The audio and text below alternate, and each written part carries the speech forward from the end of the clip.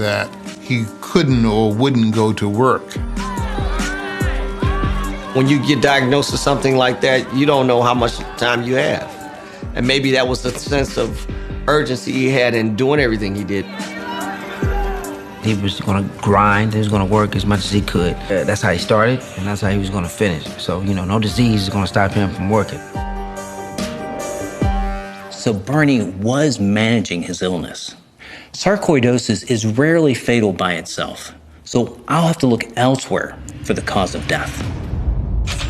July 17th, 2008, 3 p.m. Bernie's appointment to treat his skin lesions is not going according to plan. He just seemed a little tired and a little weak and not well. I made an immediate decision not to treat him. Dr. Earls gives Bernie some oxygen and lets him lie down on the couch to rest.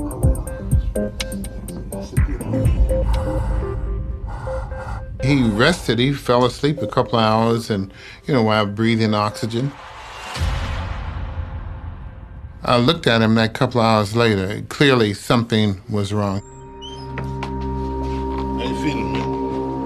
I was very concerned because he was obviously ill at that juncture.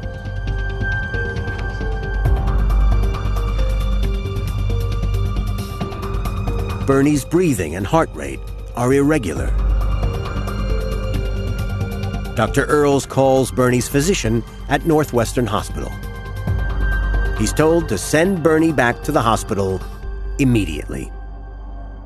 That morning, Bernie was complaining of flu-like symptoms, but it appears that his infection had gotten worse, and it progressed into his lungs. 10 p.m., Northwestern Memorial Hospital. Doctors diagnose double pneumonia. Bernie is immediately admitted to the hospital's intensive care unit. If treated with antibiotics, a 50-year-old man should recover from a pneumonia within just a couple of days. And the earlier that treatment starts, the better the outcome is. But in Bernie's case, it appears that his pneumonia had already become critical. Doctors decide that Bernie's lungs aren't able to battle the condition on their own and put him on an artificial respirator.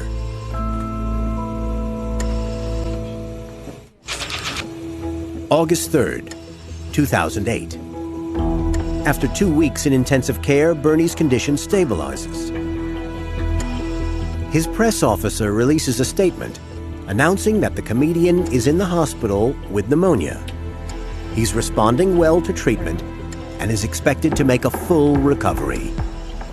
Within a week, Bernie will be dead.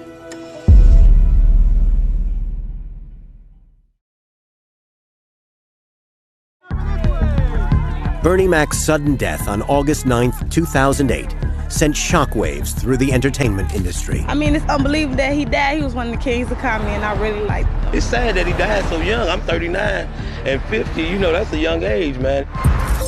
Now, world-renowned medical examiner Dr. Michael Hunter is studying Bernie's final moments to find out what went wrong. After Bernie was admitted to the hospital for pneumonia, we know that the doctors were able to stabilize his condition with the use of a ventilator. However, after 2 weeks, it became clear that Bernie was still not able to breathe on his own. Comedian Bernie Mac is said to be recovering from pneumonia at a Chicago hospital. According to his publicist, Mac's condition remains unchanged despite spending several days in treatment. If Bernie's pneumonia was responding to treatment, I need to know why he was still struggling. Bernie's previous history of sarcoidosis placed him at increased risk for developing pulmonary hypertension. And that's where the blood pressure rises in the arteries supplying the lungs. This is a serious medical condition because it can impair the ability of the heart to push blood through the lungs and to get oxygen throughout the body. This could explain his prolonged stay in the intensive care unit. August 3rd, 2008, 5 days before Bernie's death. Bernie remains under heavy sedation, with the respirator intubated into his lungs. Doctors periodically bring him out of sedation for his own safety. He had round-the-clock treatment, but he wasn't able to talk because he was intubated. You see, he was in a respirator. It was quite distressing. Keep strong. The ventilator is deeply uncomfortable. Stop. Bernie learns to communicate with his family by mouthing words. Hold on, okay?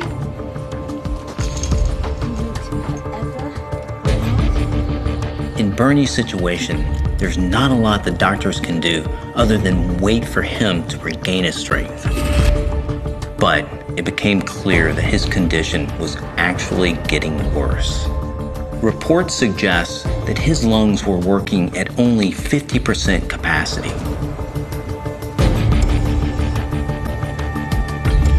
The seriousness of his condition was quite clear. That decrease in the lung capacity is a very difficult circumstance to overcome. He seems to be going into some kind of failure. So his body is clearly in decline. And his wife is there and his daughter's there, pleading with him to hang on. His wife, who's been his rock for his entire adult life, pleads with him, don't leave me, Bernie, hang on, I'm waiting for you to come back. And all he can do is shrug. And there's a kind of resignation in the shrug.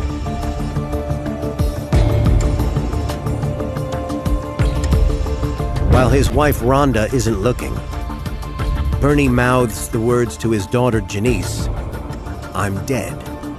Bernie knows what his body is telling him in that moment, and he knows it's the end. August 8th, 2008, the day before his death. Doctors are performing a routine procedure to replace Bernie's feeding tube when his body suddenly goes into cardiac arrest. Cardiac arrest! Doctors work hard to resuscitate him.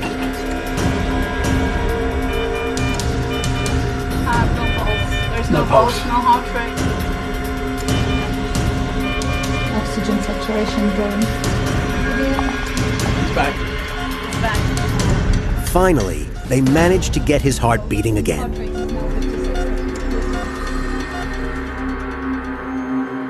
Rhonda and Janice hope and pray that the man who overcame so many obstacles in his life will find the strength to defeat another. But Bernie's not out of danger. And less than an hour after his first cardiac arrest, Bernie's heart goes into seizure once again.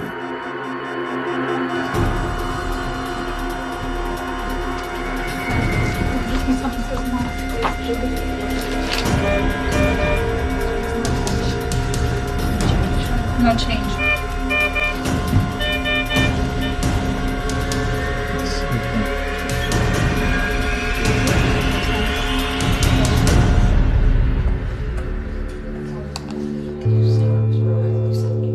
At 2 a.m. on August 9th, 2008, Bernie Mac dies. Hollywood mourning the loss of comedian and actor Bernie Mac. The 50-year-old funny man died Saturday at a Chicago hospital. I was completely shocked because I just saw him not too long ago, and he was, telling me he was good. I think the loss was so unexpected and so cruel because this wasn't your traditional live fast, die young, rock and roll death kind of thing. This was something very different.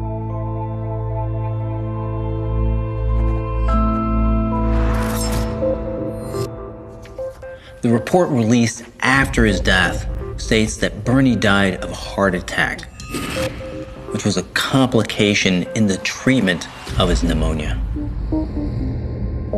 Bernie's sudden death was a shock to friends, family, and the world. But the report fails to explain why Bernie died from a condition that is rarely fatal in men of his age. In 2010, Bernie Mac's widow Rhonda sued Dr. Renee Earls for wrongful death. She alleged that Dr. Earls kept Bernie at his clinic for 9 hours instead of calling an ambulance. And as a result, Bernie suffered a series of health setbacks, leading to his death 3 weeks later.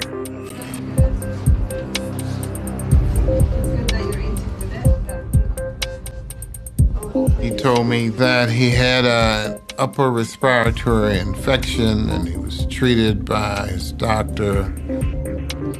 And he had told me he was given an injection maybe an hour before he saw me, and he was gonna be okay.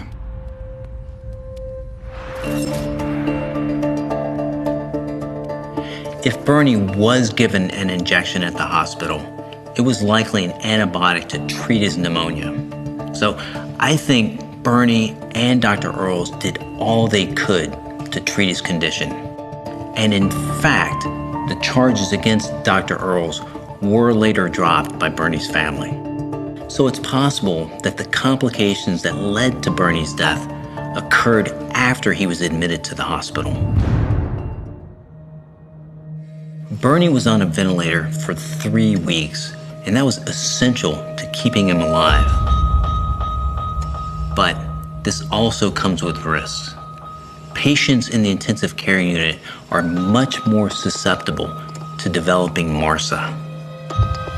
MRSA is methicillin-resistant Staphylococcus aureus. It's a strain of bacteria that is resistant to normal antibiotics, which makes it very difficult to treat. Those particularly at risk are patients who are hooked up to invasive devices such as ventilators. The tube provides a direct pathway for bacteria to enter into the lower lung. MRSA can cause a fatal pneumonia, and I believe Bernie developed this second strain while in the hospital. But I don't think that tells us the whole story of why Bernie died. After his death, Bernie's publicity agent stated that Bernie's history of sarcoidosis was not a contributing factor. However, I've discovered something that contradicts that statement. I believe his sarcoidosis was absolutely instrumental in his death.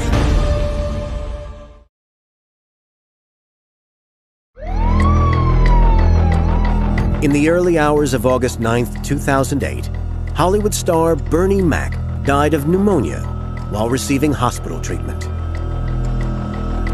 Now, world-renowned medical examiner Dr. Michael Hunter is pulling together the evidence to explain why Bernie failed to recover.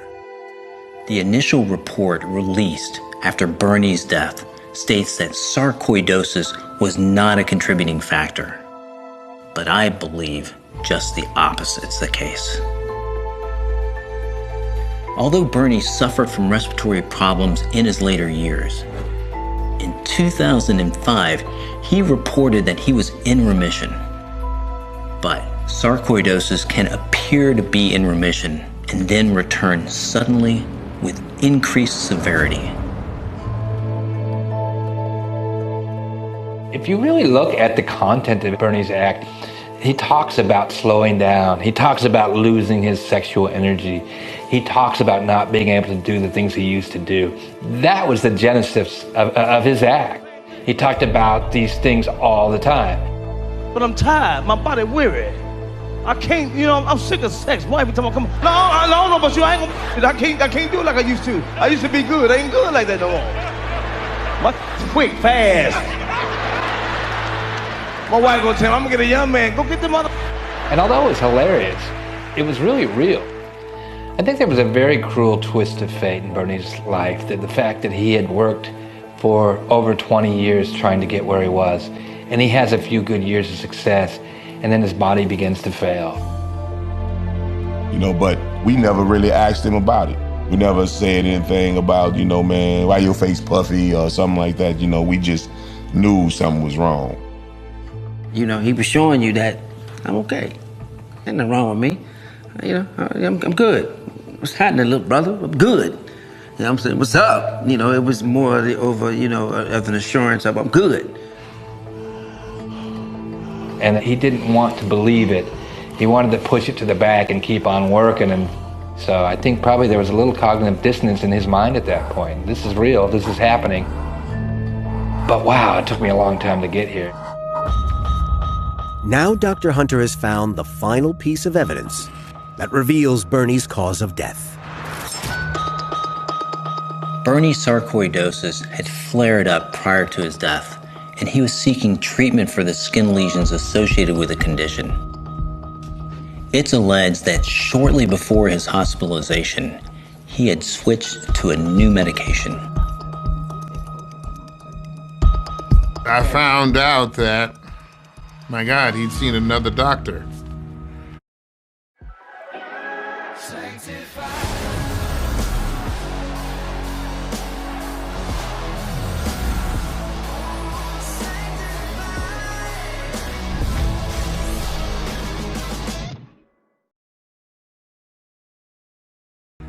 During the time period that I had last seen him, and not only that, he was given some additional medications, all without my knowledge.